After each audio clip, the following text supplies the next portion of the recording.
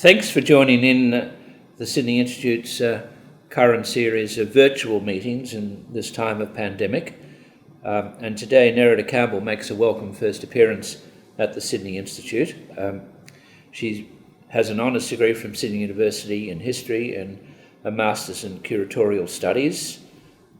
Works in Sydney at the Sydney Living Museum, responsible for two areas as a curator, the Justice and Police Museum and the Museum of Sydney.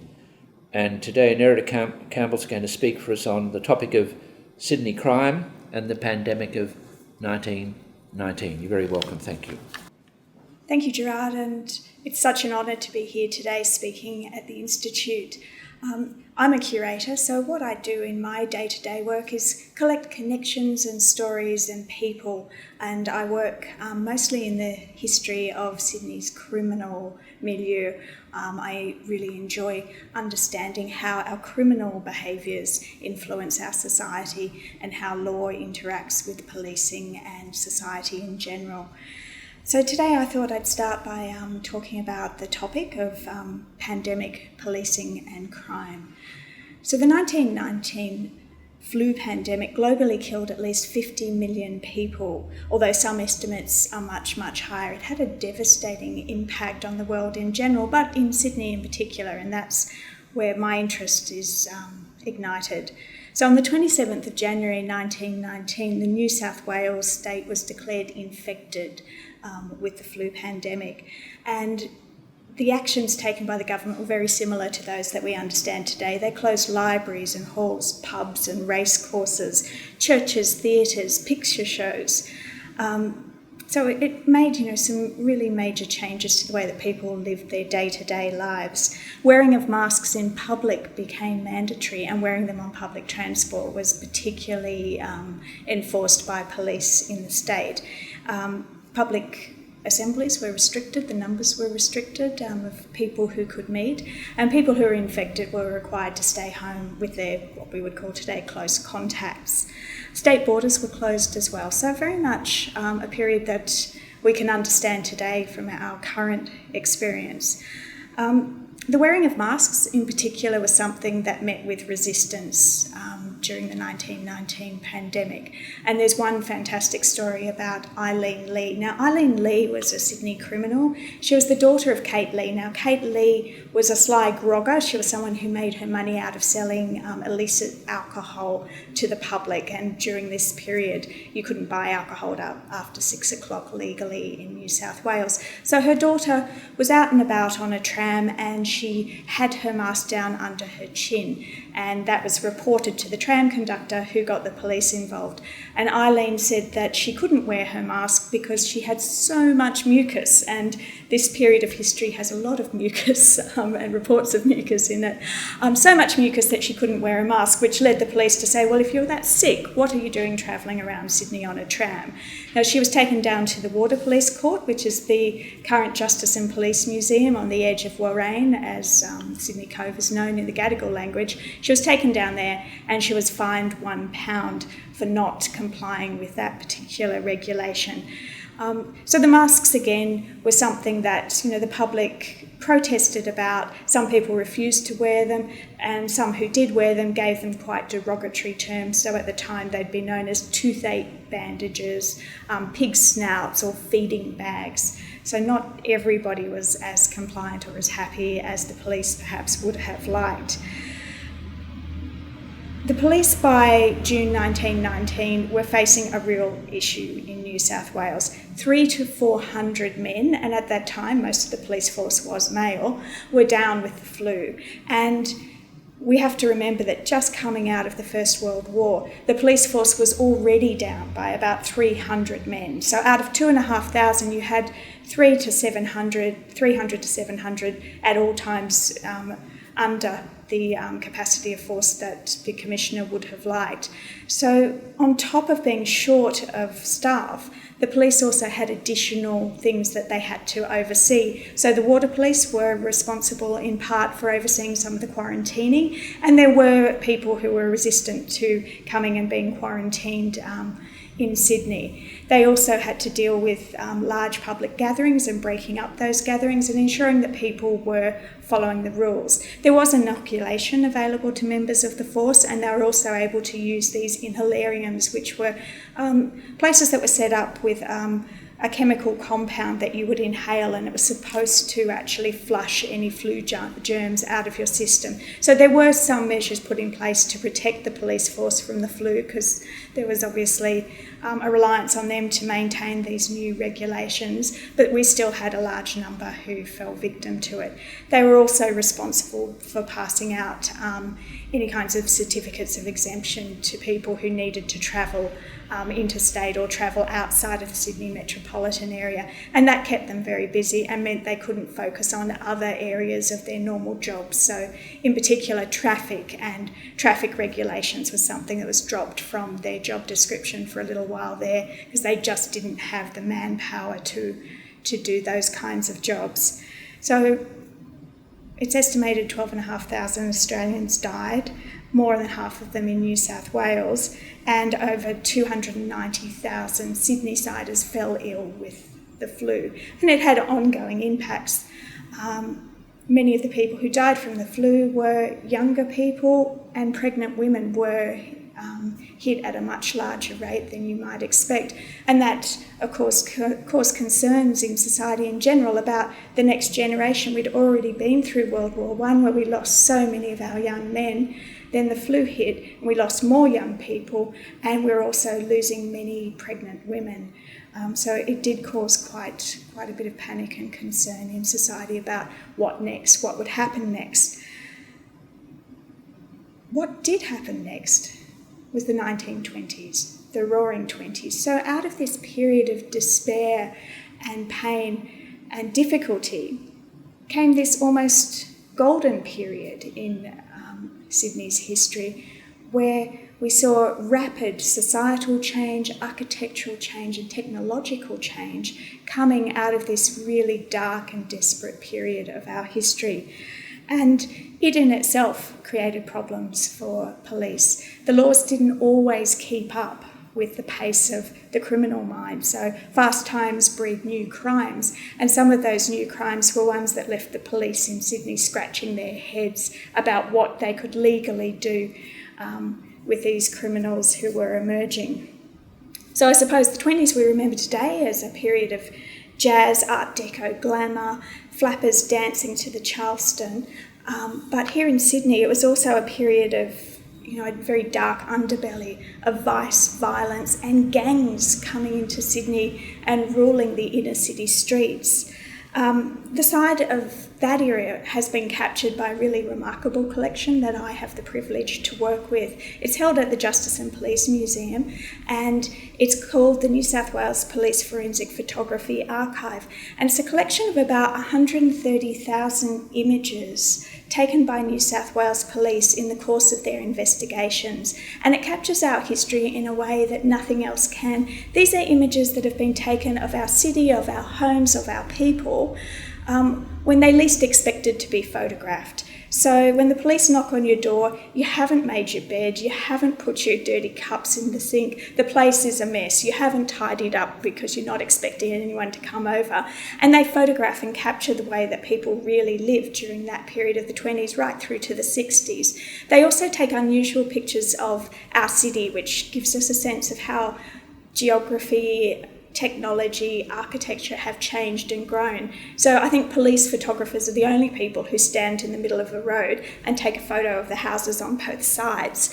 And this gives us a sense of how people really experience the city, and as a historian I find that remarkably exciting.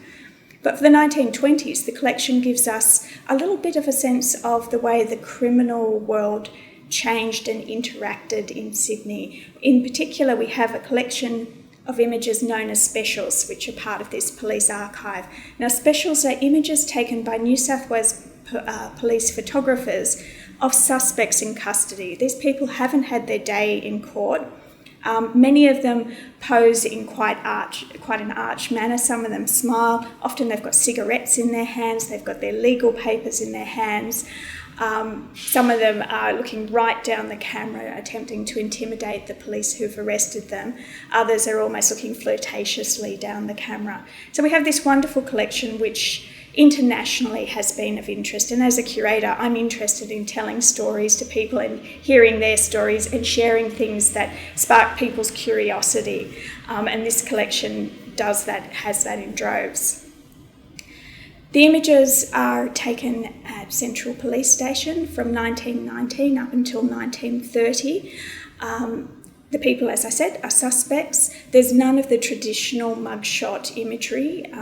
People are just looking down at the camera. Often there's a bentwood chair next to the person who's having their photograph taken. That's been put there by the police as a height measure because they don't want to have a formal height measure behind the person. It makes them look like they're in custody, and for the uses they wanted to put these pictures to, a chair is a much better measure of a person's height, and bentwood chairs were in every police station around the state, so every police officer looking at one of these photos could judge the height of the suspect. So this remarkable collection made me begin to think about what we could do with it to tell the story of the 1920s and what kinds of paths it might lead me down as a curator. So one group that appear quite prominently in that collection are young women dressed in what I would term flappers' dresses. So the emergence of the flapper is really interesting in Sydney. These young women were consuming films and magazines from overseas and imitating the things that they saw, the insouciance of the flapper. You know, these young women would drink, they would smoke, they cut their hair, they drove cars, they did things that were considered to be decidedly unladylike, and they really rejected the norms of the past generation. And I think that that's perhaps linked to the fact that these are young women who have gone through this really dark period of war and then the pandemic, where they've seen the young boys they went to school with going to the battlefields overseas and not coming back. And then they've seen people who they might have said hello to in the street in the morning, and by the evening they're dead of flu. So, you know, life is precious, life is to be enjoyed, life is something that you just go out and grab for yourself. And I think that attitude comes through quite strongly in some of these young women. One of the stories that came out of the collection was this intriguing, it arose from this intriguing image of a girl called Edna Lindsay. She was 19 and she's beautifully dressed. She's wearing the latest fashion. She's got beautiful beads around her neck, a hat on her head, and you can see just a glimmer of a tear in her eye. She's just been released from police custody. She's holding her papers in her hand, ready for her court appearance. Now, Edna, like so many young women, got involved with a bad boy. In the newspapers of the time, they referred to him as a jazz hall lounger. And he was another young man who didn't have a job, was just living life to the full, and he was taking her money, because she was working as a typist in the city, to fund this lifestyle. Now, his dream was to be a professional dancer. He didn't have any training, but, you know, he gave it a red-hot go, dancing every night at these jazz halls, sometimes with Edna. Now, he convinced her that all that the pair of them needed to set themselves up for life was a little bit of money so they could get married and travel down to Victoria and take the jazz halls of Melbourne by storm and earn money as professional dancers. So they cooked up a scheme to steal a cheque from her employer. They stole the cheque, presented it at the bank. It was for £310, which was a significant amount of money at that time. And the bank manager was suspicious, called in the police, and Edna was taken into custody. When she finally had her day in court, it was quite interesting how the magistrate viewed this crime committed by the young woman. He spoke to her father and told her father that he really needed to keep a closer eye on his daughter and keep her at home more and really get her to conform to perhaps the pre-war tradition of how a young lady should act. And then he turned to Edna herself and said to her, "Young lady, there's more to life than dancing." And so she she disappears after that from all court records. It's her one appearance. But it's interesting the way that these young women really pushed against the norms during this period. Young women post-1919 were also beginning to work much more in city offices, so working as typists, secretaries, shorthand clerks. And this involved them in a whole different world to the one that was pre-pandemic, pre-war. They weren't working in factories, they weren't working in homes, they were actually out working in businesses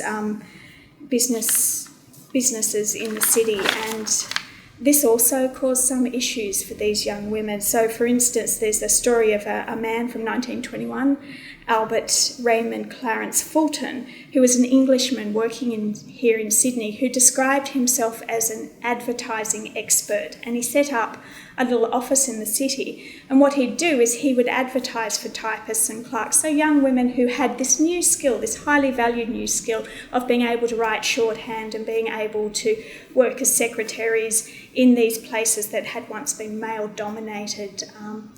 And he unfortunately didn't quite treat his female staffers very well. What he'd do is he'd get young girls to come in to try for a job, and he'd read them a text which was not appropriate and get them to take it down in shorthand and read it back to him. Now, the police were very interested in Fulton because he'd come to Australia via China, and he'd spent quite a bit of time in China. And China at this time for the police was a place that they were really concerned about, because they thought that men were coming into Sydney, bringing young flappers into businesses and getting to know young flappers at the jazz halls and other places, and encouraging them to go and join the white slave trade, basically having these young girls exported to other countries to work as sex workers. And so they spent a lot of time investigating Fulton to see whether he was actually using the naivety of the flapper, and the promise of a glamorous world outside of Sydney to lure them away into what was essentially the sex trade. So we do see some of that creeping into the thinking of the police, and it was a very real fear, although cases of people who are actually captured and sent off into the white slave trade are very, very few. The other group that appear in the collection are returned soldiers. So we see image after image of young men wearing badges that indicate that they've returned from service. And it's interesting the way the police deal with them and the way that they're dealt with in the courts. For instance, there's an image of a young man called Stanley Hay. He went off and fought in France, and as a result of his service, he comes back as a lower limb amputee. And like many of the soldiers returning to Sydney in that sort of post-1919 period, he really couldn't settle back into the life that he'd led pre-war. And for a while he was sort of kicking around Sydney, but he got led into the idea of stealing from a place called Diggerville. And that's a really interesting place that was set up. It's a workshop set up by the Commonwealth Government to rehabilitate and retrain soldiers who had come back and couldn't go back to the jobs that they once had pre-war. So they were taught things like leather working skills. They were taught how to do the carriage work for the interiors of cars, jewellery making, all kinds of skills that might be adaptable to those who had suffered injuries that meant that they couldn't go back to their normal work, their routine work. Hayes, however, was accused of breaking into Diggersville and making off with 5 suitcases, leather suitcases, and 4 kit bags. When he went to court, the magistrate seemed quite lenient towards him. One question was whether, with his disability, if he would actually be able to remove that amount of stuff. It was heavy, it was difficult, it was cumbersome to move through the streets. But there was also, and this is something we see from 1919 through to the early 20s, a sense within the judiciary that these guys had a hard time and that they deserved to have a little bit more rope given to them, give them a little bit more of a lenient sentence. This attitude hardened by the mid-1920s towards soldiers, but in the early days of their return, you see some quite surprising crimes committed and really light sentences given to those who have committed to them. During this period, we also see people who are wearing uniforms and badges indicating that they've come back from war, but they never actually served. And so there were people who were, imposters, who were using the goodwill of the public towards soldiers in order to collect money for dummy charities or to take advantage of people's soft hearts, I suppose. And we see a little bit of that during the period, as well as those criminals who did go to war. Some of them had extensive criminal records and perhaps should not have ever been accepted to serve. And they come back and take up exactly where they left off. So they go straight back into their criminal world and cause all kinds of troubles for the police in New South Wales. Another group that appear from that 1919 period are a surprising number of aged Chinese men. And this surprised me in the archive. I wondered why, we had such a large proportion of pensioners going rogue during that sort of 1920s period. And I think the way that I understand it is that the United Nations that was set up, so the League of Nations, was set up in 1920, and they had quite a virulent campaign going against opium, and they were really concerned about the dangers of opium, and certainly in different countries around the world it was a huge problem. Not so much in Australia. We had already had all kinds of regulations around the importation of smoking opium that had been in effect for quite some time. But all of a sudden in the mid-1920s we get a burst of police activity going into these opium dens and arresting men who are in their 60s, 70s and 80s. It's the first time they've ever been arrested. And I believe this is probably, the politicising of policing during this period, where there's pressure from the League of Nations on the government puts pressure on the police go out and collect these aged men. Opium in generally wasn't really seen as being such a big issue for policing because it tended to be focused on the Chinese community, it tended to be favoured by elderly members of that community, and they tended to go to sleep after they had opium. They weren't running around the streets of Sydney causing trouble in general. So that was an interesting insight of how politics and policing sometimes intersected during that period of the 1920s. We would also see young women being picked up by the police who were living with Chinese men, and they were subjected to quite a bit of interrogation to see whether they were living with the Chinese man of their own free will or whether they were being held there by the drug of opium, through addiction. And the police generally found that most of these young women were healthy, happy, in a loving relationship, and they're of their own free will. Gladys Lowe is one of the cases that we see in the archive, this beautifully dressed woman whose neighbours kept on reporting her because her sister and other family members would come to visit, and Gladys was living with a Chinese man. And people were suspicious that she might have been luring these other white women into her home in order for them to become addicted to opium and sent overseas as part of the white slave trade. No evidence of that was found, but she was constantly under scrutiny, not just by the police but by society in general because of her relationship. The 1920s was also a period where we began to see cocaine becoming an issue. Some soldiers experimented with cocaine while they were overseas, particularly London had a bit of a cocaine scene happening during 1918, and as people were starting to come back into the country in 1919, there was a shift in demand for cocaine. Some of it was being smuggled into Sydney, but a lot of it was being diverted from what were considered to be appropriate uses at that time, so vets, chemists, doctors, and was being sold on the streets. It was popular with young women who again had sort of been exposed to it through popular culture, and it was also popular with street toughs in the inner city. The control of the cocaine market was something that led to quite a bit of warring on the streets of Sydney and bloodshed, and the creation of various gangs who were attempting to control that particular trade.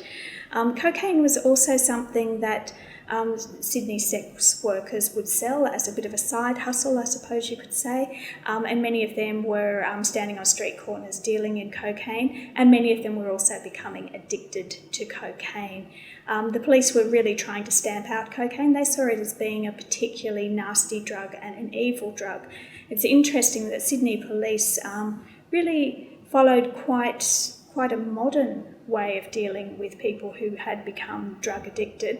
They often were quite kindly towards addicts. They would stand up in court and recommend that people be put into treatment facilities. Not that there really were any at that period that specialised in cocaine, but that this was something that was a moral failing of the person, and that they should not be punished by being sent to the state reformatory or penitentiary, but that they should be treated in somewhere like an infirmary so that they could overcome their drug addiction. The thing that the police did see as being the major problem was the dealers, and there was a lot of really strong policing to attempt to contain the dealers. And the dealers were described by the police as being vultures who preyed on the weak and vulnerable, and they very much they had a very different kind of opinion of them and the people who became addicted to the drugs. The other group who began to emerge from about 1918 onwards and who caused a lot of problems for the police were joyriders. So young men and fast cars are always a volatile mixture, and the irresistible lure of these shiny new cars in Sydney led to a spate of these bewildered, bandaged young men appearing in the specials collection. They've stolen a car. Many of them had never driven a car before, nor had they seen their parents drive a car, so you can imagine the kind of carnage we were seeing on the streets with these young men taking cars, driving them too fast and wrapping them around telegraph poles or crashing them into people's houses. The offenders often argued in court that they'd just borrowed the car. They hadn't intended to steal it, they absolutely intended to return it after they had taken it on a joyride. And initially the courts were quite lenient towards them, as they often are towards younger people who make silly mistakes. They kind of were using a law that was similar to this idea of, they'd say, borrowed a car without the owner's permission, which was a little bit like borrowing a horse without the owner's permission before the war. Now, a horse you can put in a paddock and it can recharge its batteries. A car, not so much. And so the owners were complaining that, their property was being damaged.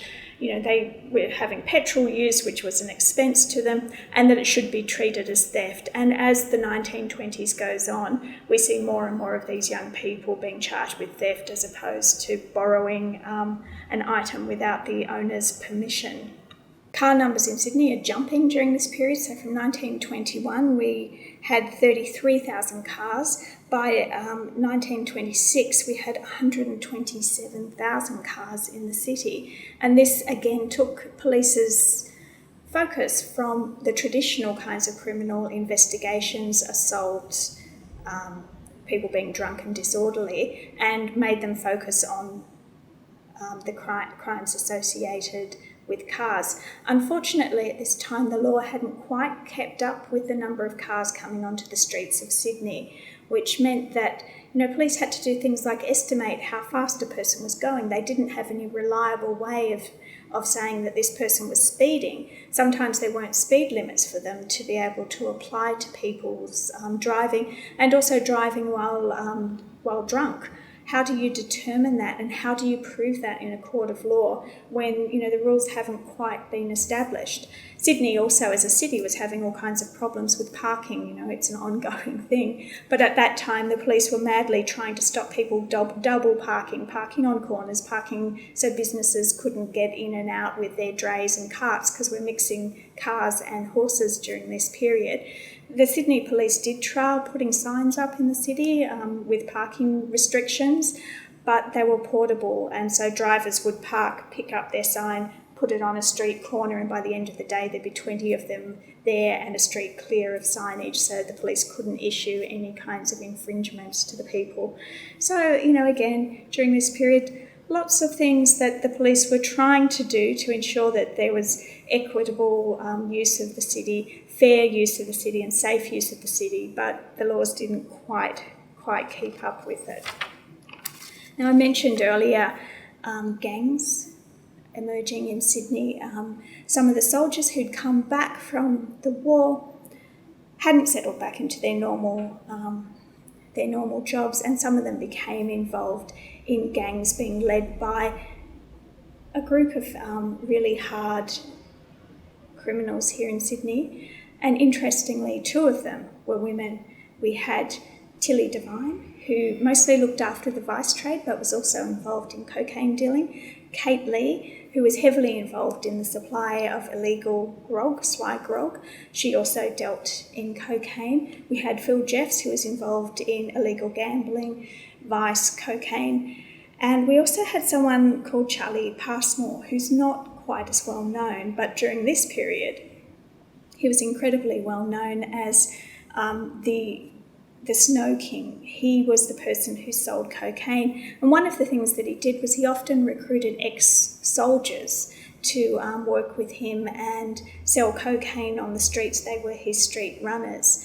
So he had quite a network of them working for him in Sydney. As these groups of criminal entrepreneurs moved into the cocaine racket and attempted to feed the public's want for that particular drug, battles did occur, and many of these toughened gangsters began to pick up cutthroat razors and use them as their weapon of choice. It was easier if you were pulled over by the police and you had a cutthroat razor on you to explain it, to say, I'm just going home to shave, as opposed to if you were found with a pistol or a firearm on you, and that would be a much more serious offence. So we see groups of criminals fighting it out with these cutthroat razors. Darlinghurst was renamed Razorhurst because there were so many battles there. And it was all about portioning up the turf amongst these criminal bosses within the city. This led to a lot of public outrage and a lot of concern about where we were going as a society. We'd moved from the war period into this period of which promised so much change and advancement, and yet in inner Sydney we were seeing all of these kinds of gangster behaviours occurring, and the police didn't seem to have a lot of power to stop these kinds of battles on the streets of Sydney. I suppose the thing that really did surprise me in the work that I did into the 1920s period was how dominant women were in the changes that were happening during that period. The fact that we could have someone like Kate Lee and Tilly Devine ruling a group of men who were doing their business for them, going out and collecting rent and standing over people, moving stolen property and making sure that people paid back monies that were owed. I find that really quite remarkable. In particular, the two women had quite a propensity for violence. Tilly Devine in particular, she was only a small woman. She had come to Sydney as a war bride and was married to Big Jim Devine, an ex-Australian soldier who was big and brash and powerful, and yet she was often the person who was picking up the razor or using her fist to settle disputes, not just with women, but with men. So that is something that I've always found really remarkable about this period, that we do have a strange kind of dominance of females that you don't really see in other countries around the world. We do see some female crime figures, but they're often working in concert with a man, whereas Tilly and Kate really ran their empires by themselves during that period. And I think the post-war period really suited them because many of their competitors weren't in as strong a position as they were to wheedle their way into Sydney's criminal milieu. So working with these collections has always been quite a delight for me. getting an insight into the way that we as a society have changed, how those changes to policing and changes to laws that occurred in the 1920s impacted on the way that we see our society today. Everything from our road rules through to the way that police do their job have been reflected in the collections that I work with as a curator. And I suppose starting with the 1919 pandemic and reflecting on that today has, as a historian, been a really interesting process. I've always known about the pandemic. I've always known about the impact that it has had on policing from my studies as a historian. But today's coronavirus has meant that I understand it to a much deeper level and understand how a society can go into such a depth of difficulty and, having to live in a very different way because of the restrictions placed on them. But it also gives me the hope that, like in the early 1920s, perhaps we as a society can go on and become stronger, question the assumptions of the past and flower. Many thanks, Nerida. And now we'll come to questions and discussion. Thanks to our associate members who have sent in some questions, and we'll finish around the top of the hour. Thank you. Let's go back to early on, and you're talking about some harsh policing measures, but they don't seem to be that harsh. I mean, as you know, in recent times in Melbourne, or certainly in Victoria, but particularly in Melbourne, there have been quite drastic police actions about what seems to be quite trivial offences, like a young pregnant woman being handcuffed, and other people being tackled to the ground, a photographer who was going about his business. Do you have any examples like that from the first pandemic of 1919, 1920? Not really. The police at that time did have people who were, quite resistant, and as I mentioned, mostly to things like face masks. That was something that, they had to spend quite a bit of time trying to enforce or dealing with, people who weren't wearing them. Occasionally there'd be people who would run from quarantine. So there is a story of a group of returned soldiers who didn't want to go into quarantine. They wanted to go and see their families, and there was sort of a chase to get them and to bring them back. One of them handed himself in at the police station, but the police had to track the others down. So there was that kind of resistance occurring at the time. We'll come back to the quarantine, and that's interesting, but I think you said if you were caught without a mask on a tram, it was a £1 fine. Was that right? So £1 then would be $2 multiplied, but it's probably a bit below the prevailing fine in Victoria at the moment, which is $1,600, which is a hefty fine. So that was about it, the £1 fine? Yeah, for most offenders it was around that, and I think that's probably in today's money it's under $100. But for a woman, so in that case it was Eileen Lee, who might have been, reliant on her husband, that was a significant kind of fine for her. For some people it is, $100 today is a significant fine for people who don't have many means. Yes. Not as bad as $1,600, but it's still significant. So if she had said, for example, I'll put it back on before I get to the police station, would that have been enough? No, that wouldn't have been enough. Certainly in her case, there was also that social policing. So people would see a person take their mask off, and they would report that to the tram conductor, and then there'd be a bit of an investigation. I think in her case, it was also the fact that she had proclaimed herself to be ill. I've got all of this mucus, I can't breathe with a mask on. And that angered people because they really felt, well, what are you doing travelling on a tram? You should be at home in bed. Okay, you didn't know her, but you've seen a photograph. Yes, I have. So what do you think she resisted? What was going on there? I think someone like Eileen Lee resisted every attempt to police her life in every single way. She had, quite a long criminal record. And she was one of those people, a bit like her mother, who would steal things that she could afford to buy. So, Kate Lee, for instance, would steal a cabbage off a street vegetable vendor, even though she was wearing a mink and diamond rings. It was just about sort of defying, I suppose. So she's born when? So Eileen Lee was born around 1902. 3. So at the time that she committed her offence, she was in her late teens. Yeah. And she ends up? Do we know where she ends up? She ends up in and out of jail, Right. and she also spends some time down in Dubbo, where her mother was from, and travelling around, avoiding the police, because she became sort of quite a magnet for police attention, not just because of her mother, but also her own offending. So you mentioned soldiers coming back, and after 1918, it took a while for some of them to get back, but obviously you're talking about the ones that come back in 1919. 1920 go into quarantine. Now, is that, you're talking about the quarantine station of Sydney Harbour? Some of them off Sydney Harbour. That was what, Manly, is it? Yeah, Okay. North Head. North Head, right. Yeah. So some of them there, and some of them were quarantined. Some of them were quarantined on boats. Some of them obviously came in through other ports. And, the police were really interested in ensuring that the flu didn't get out.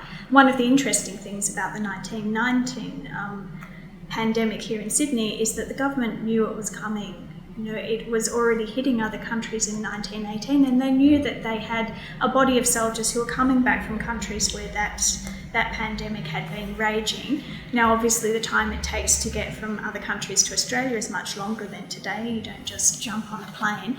But it was a real concern for the police to try to stop that from spreading. And certainly in New South Wales, it seems that it actually came up from Victoria via train, that's where the infected person came up into the city. And Not another virus invasion from Victoria, surely. Well, it happens every 100 years, does it? It's easy to spread blame, but that's their sort of accepted story, that it had come up via So it train. didn't come through the quarantine station Not here? that we know of, no. It came up on a train from... That was always the Victoria. reporting into it at that time. So you're saying the police are firm, but you're suggesting they're not particularly harsh for the time. For the time, they're firm. They have rules and regulations that are changing all the time, and they're understaffed. Many of them have the flu and have had the flu themselves, so they're trying to do the best they can. And I think very much having that focus on public safety and ensuring that people were as safe as possible. So when did it all end up? When did they ease off? When did the regulations ease off? The regulations began to ease off sort of towards the end of 1919, and the police began to, the government began to make those changes to allow people to do more and more things and to have more and more freedom as that sort of peak of the pandemic eased. But, always, with these things, it eases, and then you have, another sort of outbreak, and then it eases, and another outbreak. So the police were always being vigilant, but they themselves were a little bit exhausted, I think, by this time, and maybe that had a little bit to do with how willing and able they were to police violations of the pandemic. Certainly large-scale resistance was something that they would tackle, but they were under strength. Many of them had the flu themselves, and they were coming back from difficult times. Well, from what you're saying, and it's a big jump, you're suggesting that the police in New South Wales, which you've studied, are less severe than the police in Victoria currently. I think that's a fair jump. Now, has this got something to do with attitude to death? You mentioned a figure of 2,500 dying from the Spanish flu, and I think the unofficial figure may be a little bit higher than 12 that. and a half, yes. I'm sorry, 12.5. The unofficial figure may be a bit higher than maybe some we didn't cover Certainly. at the time. So somewhere between 12.5 and 15. But then, as you know, there was a lot of death, around 60,000 dead in the First War, 12.5 plus thousand in the Spanish flu, and so many families lost children at an early age, at birth or soon after birth. Did you pick up a different attitude to death then? Was death more accepted than it is today? I wonder about the role of religion during that period. The comfort that faith can give to some people, that somebody dies but there's an afterlife and that we will meet again, which is not something that is as widespread today in our society. So I think there was a different attitude. People saw death in their homes. They knew people who had died. Babies died. Families had a more intimate connection with death than perhaps we do today, where people are often dying in hospital or hospices away from their home. And I do think that there's something about the changes in our sort of spiritual life for many people around what death means. And today many people believe that this is it and there's nothing else, whereas back then I think a larger proportion of the population believed that there was an afterlife and an opportunity to meet loved ones again. And of course, as you know, families were bigger, so there were more to go around. But even so, there was a different I don't know if that matters. If your brother dies suddenly, I think you'll still miss him even if you've got another one. So we're coming out of the pandemic. You mentioned in late 1919 into early 1920. Now, one of our members sent in a question: did this change how? Did this actually change crime? Do you think the pandemic had an impact that led to greater crime in the 20s, or did it make any difference? I think the upheavals that we saw, and it's not just the pandemic, we've come from World War I into the pandemic period.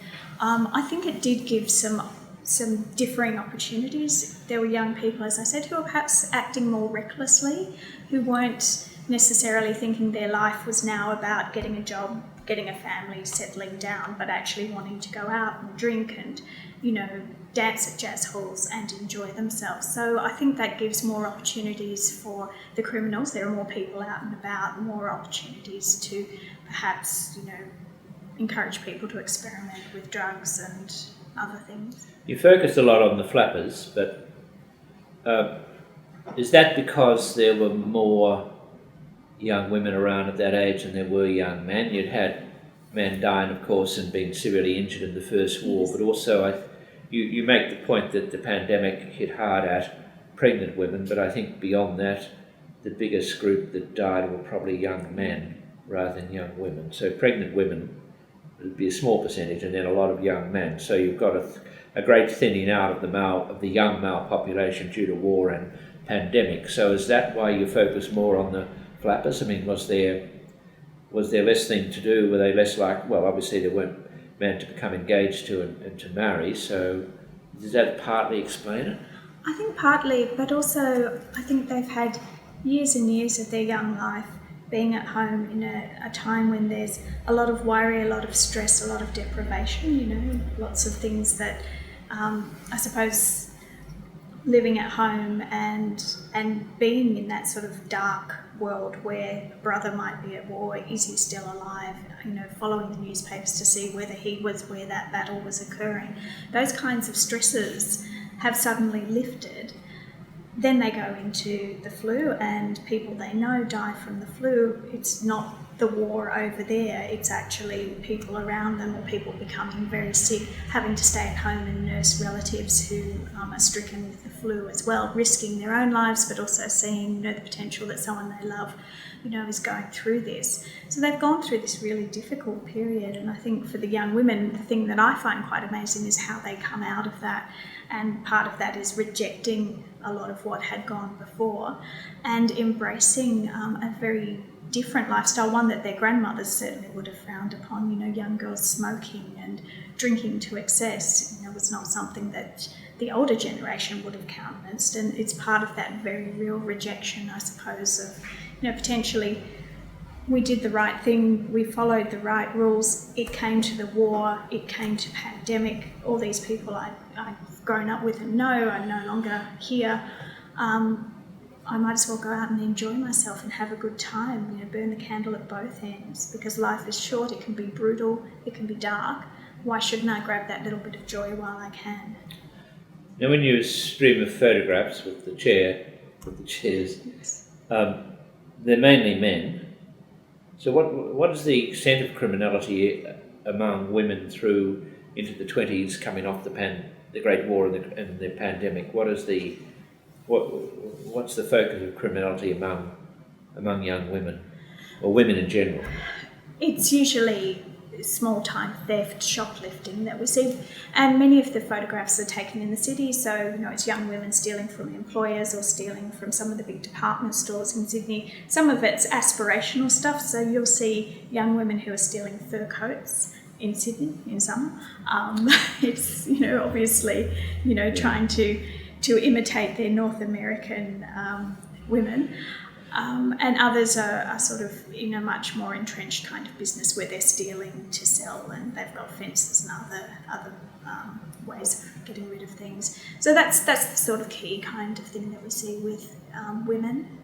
And the men, because as you know, you don't have the high-profile men in many of these photographs. You don't have the people up for murder or bank robbery, armed robbery. But of the men who appear at the Central Court, is it? Yes. Yeah. So these men are predominantly in for what? Or will they be nicked for what? A range of different things. So you have the sort of basic drunken disorderly, some assault, but again, most of it's crimes against property, people stealing things, and that's what they're usually done for. So what are the men? The men don't steal fur coats, I guess, so what are they? Actually, they do. They do But they often do it on a larger scale, so they'll go over to the David Jones warehouse and steal a large number of them and sell them in the pubs, I assume.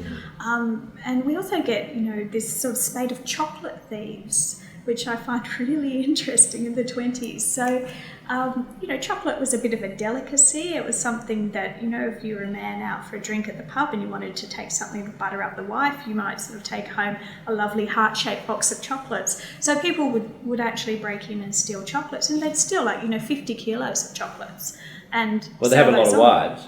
They have a lot of wives, but these were the people who were then fencing it off to the various husbands and possibly some of the general stores. And you sort of forget, I suppose, in these days where you can buy chocolate anywhere, that this was once, a very luxurious thing to do, and something that the working class could find quite an accessible little present to take home as a surprise for their loved ones. So this was... well, let's go back to the women. So you haven't mentioned much. You focus on a little bit, I think, prostitution. Was that a crime for which many women were arrested? There were often charges around vagrancy, so not having a visible means of support. There were quite a few women who were charged with that crime of vagrancy, or because some of the sex workers were reliant on alcohol, they'd get into the kinds of crimes that drunk and disorderly, they'd swear at police, spit at police, maybe get into sort of street fights, and so they'd have other kinds of things because they're so public. Many of them are actually out on the streets. There are others who are working in more formalised brothels, and Tilly Devine had a range of them through East Sydney, and those women were less likely, obviously, to be arrested because they're not in the public eye. There aren't complaints being made by members of the public, and the police aren't walking past and seeing them. So men wouldn't be picked up for that, would they? For vagrancy? Yeah, for vagrancy, for associating with prostitutes or sex workers as they're now called. Yeah, they could be, and vagrancy was also something that was, a bit of a charge that could be used by the police against people who they were suspecting were involved in criminal behaviours, but it might have been a bit hard to prove. And they could say, well, you don't have a visible means of income, and they would use that sometimes against members of the razor gangs, because it was a good way of kind of getting them off the streets for a period of time without having to actually prove. So if you got them off the streets for a period of time, what period would that be? Vacancy charge. So often with the female sex workers, they would just go in overnight. They'd get a fine, and then they'd be off. So it wasn't something that would lead to them necessarily spending a huge amount of time off the streets, but it was an effective kind of way of breaking people up and having that kind of annoyance faction of bringing these offences. And of course some people could later on be adjudged to be habitual criminals, and that could cause all kinds of other issues for them, along with things like consorting laws, which came in later. So someone who's charged with being a vagrant and convicted of being a vagrant, would that be what we now call homeless? or not necessarily so? Not necessarily so. It was really often about not being able to prove where your money came from. Or for some people it was the fact that they were homeless and on the streets. So, it was a range of, it wasn't just one thing. So we do see women who are clearly living on the streets. There's a particular image I'm thinking of, a woman who's wearing cast-off army boots with the toes all curled up. She's very dirty. Her head has been shaved to deal with a lice issue that she had, and she's living sort of out the Domain area, and she is brought up on a vagrancy charge because she's homeless, whereas some of the members of the racer gangs, the vagrancy charge is about, well, you don't have a 9-to-5 job, you don't have a visible means of support. So we're getting towards the end now. So you know much more about this than I do, but you mentioned the various industries that were closed down. Rugby league and Australian rules continued, but you didn't put that in, but the others, theatres and whatever. But as far as I recollect, the governments of the day, that is the state governments, didn't close down large sections of industry. You didn't have a government coming in and closing down, like has happened in Victoria, for example, large parts of the construction industry or large parts of retail. Is that right? That the economic impact was less because whilst people were controlled about where they could mix and how they should wear masks, that governments didn't come in and actually close down a large part of the private sector economy? I can't really comment on that. I know that the social activities, the things that were generally considered to be non-essential activities like theatre going and those kinds of things were certainly a very strong target of the government's I think most of the policies. I think most of the others was left open, but I'm not sure about that. So what seems to happen from what you're saying is that coming into the 20s, we have a pretty quick revival, which is good for people who are doing it well, and it's good for some criminals as well. They're making some money, so we seem to have a pretty good 20s until we hit the 30s, or the late 20s. Late 20s, yes. And what happens then?